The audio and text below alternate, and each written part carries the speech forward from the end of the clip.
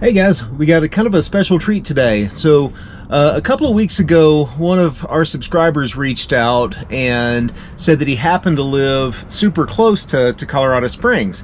So we went back and forth with emailing, and as it turns out, this guy ran a Vintage Thunderbird repair place in LA for about 30 years. So we're gonna head out to his shop today. He's got some pretty cool new rides. So let's take a ride. It's only about 10 miles away, and go check out Nick's shop.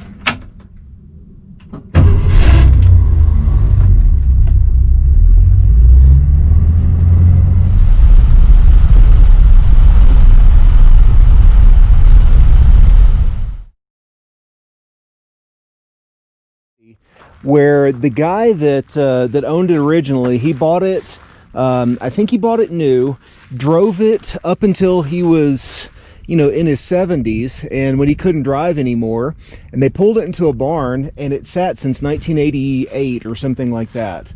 So he died, and his kids were kind of going through their dad's estate, and they decided to part with the car. So I picked it up, and they put new tires on it, but that's all they did to it. They hadn't tried to start it. They haven't tried to do anything else with it. So I drug it home and been kind of going through it, and here it is. It's cool. Yeah. It's just like mine, except mine's a hardtop and not a Landau, but mine has the town roof like this. Yeah.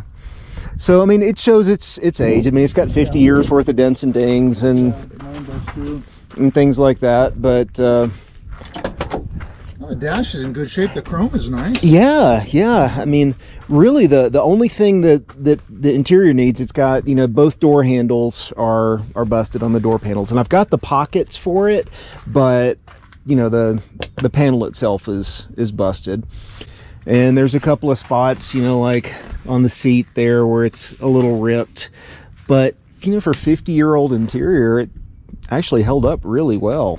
Yeah, you can't expect more from a car this old, you know. No. You know, one of the things that my stepmom really loves, the back seats of these things, yeah. like the barrel. Everybody does, yeah, and those are just so cool. I've sold a lot of those to guys that are customizing hot rods. Yeah, I can see that. Yeah, they want the wraparound seat, you know.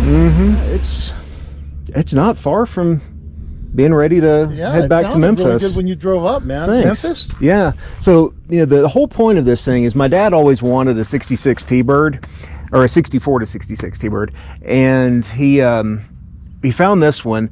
And he found this? Well, we found it. We were both looking and kind of came to it, and we're going to drive it back to Memphis across Route 66, you know, hit a lot of the like classic Americana sort of things, and you know, stop and take pictures in front of, you know, the Leaning Tower in Texas and Shamrock at the little Conoco station, and try and be off of the beaten path as much as possible. That'd be a fun drive. Yeah, we did that actually not that long ago. Well, it's been a few years. So my dad has a 65 Ranchero that he bought out here in Greeley, and I redid and kind of got it all up and running, and then we drove it back partly on Route 66 back to Tennessee, but we only took like 2 days to do it. And this time I think we're going to take like 4 or 5 and just like really slow down and see. Yeah, you're not in a see hurry, the country. easy, yeah. Well, let me see what you're dealing with. You've got a bunch of cool projects out here. Yeah, this is neat, this car. This is a common color. So I think it's actually been repainted once, because if you look down here, I think this was the original color and somebody repainted it just like a slightly darker shade of gold. But I like it. Yeah. And it's funny that my dad's Ranchero is also gold. Oh, and no it just kidding. happened to work out that way.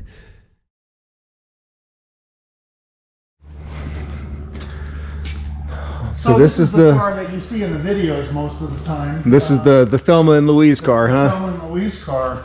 And boy, that's pretty. I love the color, yeah. Oh man, that is gorgeous. And you know, it's slow going. Man, this thing looks brand new. Well, it is. You know, everything's been redone. You know, it's just this car was so bad when I got it. there was nothing right with this car. It was just so bad, and the customers were intent on, they wanted to fix this car, so I had to take everything apart. I mean, down to the last nut and bolt. Yeah, yeah. Well, it looks like it. Yeah. And that's what the dash looks like, or the heat looks like without the dashboard in place. So I got pretty intimate with what it looks like with the dashboard in place, because you know, replacing all the vacuum hoses and that kind of stuff. Yeah, it's doable. You just don't have as much room, but you can certainly get, if you pull the heater box, it's no problem getting to the hoses. Yeah, I pulled the heater box and then pulled the little pod down from the center where the clock is and things like that. And between that, you can get your arms in and kind of fish vacuum hoses, because I really didn't want to have to pull the dashboard out. Yeah, this is the defrost vacuum motor is the hardest to get to. And with that the one was dash bad. Yeah. And that one was bad. Of course. Yeah. You know, when I got the car, I was looking through some like spare parts and things that came with it, and there was a vacuum actuator in the trunk as a brand new one. And sure enough, it was that one. Yeah. Yeah, you can still get them new, thank God. Yeah. I'm ready. I'm basically ready to put the dash in. I just realized the brake light switch is bad, and it's a brand new switch. Huh. So I've got to change that, and then I'm ready to put the dash in. Yeah. I'm working on the gauges right now, and all of that had to be repainted. So it takes a lot of masking. You know, all this black paint in here was bad. Yeah. We had, these are used, so we had to clean them up, and then I got to mask them and paint all the black paint. Yeah. This is all, I'm in the process of doing a window switch video. And, but I haven't finished it yet. So I've kind of got a bunch of messes going on. That's actually something I need to do with that car, because all of the window switches work except for the vent window on the driver's side. And I think it's one of the little tabs is broken or something. So I need to go through it and play with it. Well, one of the things that I want to show for people is why these switches go bad. You know, they do. Yeah, actually, I think it's like this little piece has one of the tabs that's broken off. Oh, really? Yeah. That's unusual. Yeah, these. One of the biggest problems is they do this. Let me find one that's. See, and that's because of this plastic thing. This plastic thing disintegrates, which goes in between. Okay. The chrome knob and this plate. Yeah. You can see in this one there's no plastic. And that, you know, when you spill Coke on them, that you can kiss that thing goodbye. Sure. And that's what happens. And it's unusual for them to break, like you say, but they do that. And they corrode. You can see how this one's all, they rust. Well, that's kind of what I expected was going to happen with that one. Is just, you know, it had 50-year-old grease down in there, and it was gummed up and corroded. And all of the other ones work except for that one. So at some point I'll have to when you take have it apart out, clean them all, you know. Yeah. They're easy to work on. You just kind of have to know. You know, I've broken everything probably twice in learning how to do all this stuff. Yeah. And, I've certainly broken a number of window switches early on in the process of learning, but now I've got it down, and they're easy to work on. Man, you've got a heck of a setup here. I guess this is 40 years of running your own Thunderbird shop. Yeah, I started in 1980. I'm working on the gauge unit. Oh, that is beautiful. And we re-chromed all the gauges, the chrome around the gauges and around the center console because it was so bad. Yeah. Again, there was nothing right with this car. So is this car for you or for someone else? Oh, this is a customer's car. They live in San Francisco. Oh, wow. And the lady wants to take her mother on a Thelma Louise trip. Yeah. You know? Rob a couple liquor stores, stuff like that. Hopefully not drive off a cliff at the end. Really. Yeah. So you're just doing it back completely factory, it looks like. Yeah, I'm doing factory, except the air conditioning's 134. Yeah. You know, you don't have a choice. Sure. Well, there's no reason to go back with 12 anymore. Yeah, with the Holly. Yeah, I did that because I found out, this is something I learned here. You know, I lived in LA. I've never driven a car that had vacuum lock. I never, ever had to deal with that problem. Yeah. So when I got here, I started having that problem with my car. I didn't know what it was. I couldn't figure it out. it didn't occur to me that I was at altitude. And I finally figured it out, you know, speaking to people about it and stuff, and realizing that I had this carburetor on my car, this Holly right here. Yeah. But it's the zinc body. This is the 1848 that I have the video on. Yeah. It's the zinc body, and man, that thing gets hot. But this thing, the aluminum body doesn't. It doesn't get hot. Huh. After driving this thing for an hour, you can touch the carburetor and it's cool. That's it's crazy. Unbelievable. That's crazy. Yeah. Yeah, I wouldn't have ever thought about that either. Yeah. And then this thing, that helps. You have to trim it a little bit. I had to trim it, but that helps to dissipate the heat. But that's at altitude in LA. You know, if you're at 500, 1,000 feet, it doesn't matter. Yeah. Well, that was, you know, I'm learning some things. I moved here from Memphis, which is 350 feet of elevation. Yeah. And it's the same thing. I mean, there were all kinds of considerations that I would have never thought about. Yeah. This thing spins. This spins around that. See? Yeah. And what happens with people, they complain that their speedometer jumps. Well, this is hitting the disc. Okay. Now, sometimes I have seen it where sometimes the cable is bad. The cable's catching, so every time it spins around, it Just kind of so it jerks makes it just a jump little bit. as well. Yeah, but this is much more That's frequent. most of the time? Yeah, Well, I'm fortunate on that one. It actually works. yeah. So the only gauge that doesn't work is the ammeter. And it just sits there and just kind of twitches. I mean, It's probably burned up. yeah, it's charging, but just the ammeter doesn't work. Yeah, you can look at this one. This is a 66. See how it's all burned up underneath? Oh, yeah. That's what happens to them. Okay. So it just needs a new Yeah, gauge. so this one, even though it has a beautiful face and it had a nice needle until I bumped it with my hand, that can be reused, but the gauge itself is... Yeah. How hard are they to find? Just They're hard to find. Yeah. I would imagine that might be wrong. I mean, if you called Bird's Nest or somebody, they probably have one, but they're probably expensive. Sure. And it's really not, I don't care. You know, I mean, if I know the car's charging, I mean, it'd be nice to see the gauge move, but I know it charges. I have to say, your shop is a whole lot cleaner than mine is right now. Oh my God. And I'm like freaking out. I'm thinking, you know, Sean's coming over and it's a mess and it's embarrassing. Oh my gosh. Well, I've got, you know, I've got the Thunderbird in the garage, and then I've got a 65 Mustang coupe that I'm building as well. I saw that in your video. That's awesome. Yeah, and so I'm actually building exhaust for it right now. So I've got the chop saw, and there's like metal shavings everywhere, and it's kind of a mess at the moment. Well, this thing, I'm working on the exhaust again.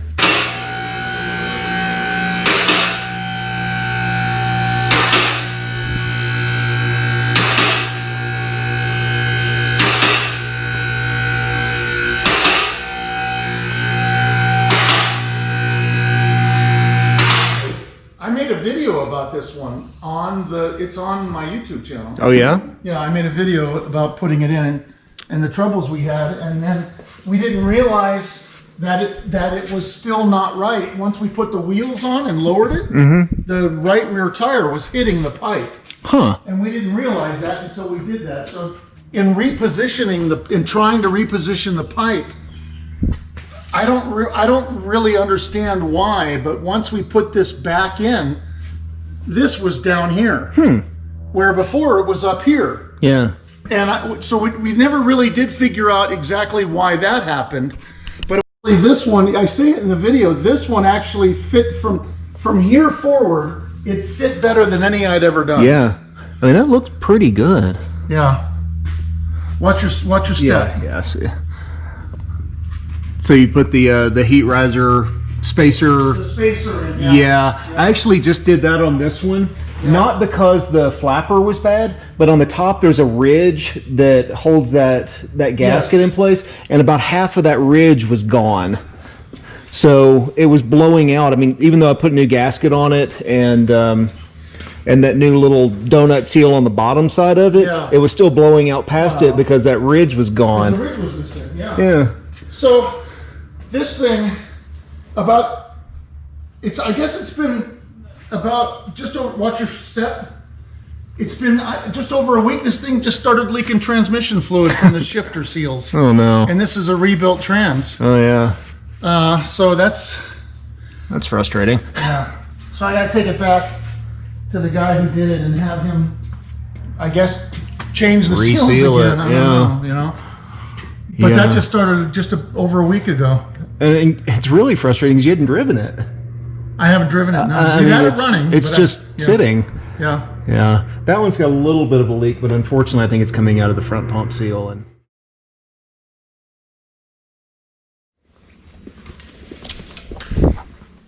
so, who did your chrome work? Van Nuys Plating in Los Angeles. Okay. I was going to say there's nobody close. Oh, a Challenger RT. Well, it's a clone. Oh, okay. Still. It's a 340. So is this the one that you did the carb rebuild video on recently? Yeah. Yeah, I checked that out this morning. It looked good. Car looked like it was running pretty well. Man, this thing runs. It's really remarkable. It keeps amazing me because every time I come to a stop, I'm like, is it running? Yeah, that's a beautiful car. You know, the car has been, it's got the original paint. Now, the door or the quarter panel, somewhere it's been repainted. Maybe they had a fender bender a while back, who knows, but I forgot exactly. Just a small portion was repainted, but otherwise it's original. Paint. And you can tell, you know, how thin it is. Yeah, yeah. You know, watch your step here. Sure. Look at this, you know, the paint's just going away. But gosh, for 50-year-old paint, I mean, there's only so much you can ask. And, you know, obviously it's been sitting in here and getting the bug, bug droppings on it. And so I went ahead and did the same thing on this one. After I tested that C2 carburetor, I went ahead and put the Holley on it. Oh, man. Because I was having vacuum lock issues. Yeah. And I have to say, you know, the 4100 seems like such a simple, straightforward carburetor, but I was ready to go like full Office Space on that thing, like beat it with a baseball bat. Yeah. And I'm a Holley guy. I mean, Holleys make sense to me. I've got, you know, a ton of parts for Holleys, and if it didn't work this time, I was going to throw it away. Did it work?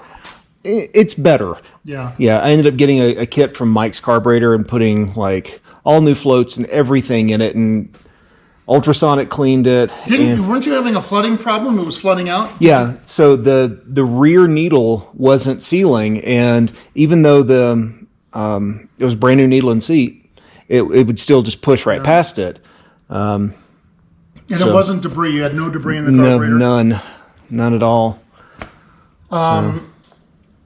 That C2 that I have, it runs as good as this does. Really? It was, that thing, and I mean that. That's one of the nicest 4100s I've ever rebuilt because it turned out so well. Yeah. Well, maybe at some point, get you to ride with me and see what you think about the way this one's running, and what you think, tips and tricks that it might need to get better. I got a steal on it, even though I had to change everything mechanically because of the condition of the interior and the outside of the car. I mean, there's no damage. I was at Universal Studios one night watching a movie, and somebody stole my skirts. Oh, man. While I was there. The interior is just gorgeous in this car. I love that color. This is a cool color. Kind of the copper. See, I have the same problem you have. Yeah. You know that this tape has been on here since I bought it? Really? Yeah. I may have to look at doing that. Yeah. The passenger one is good. I don't think anybody's ever sat in the passenger seat before I got it. But yeah. It is absolutely gorgeous. Thank you.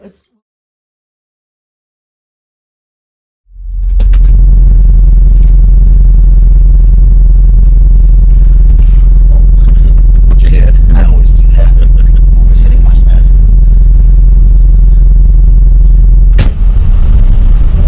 Oh man, it is gorgeous. I mean, this is the reason why we moved to Colorado. I think it's running very well. The idle, I guess, is a little high, maybe. Okay. But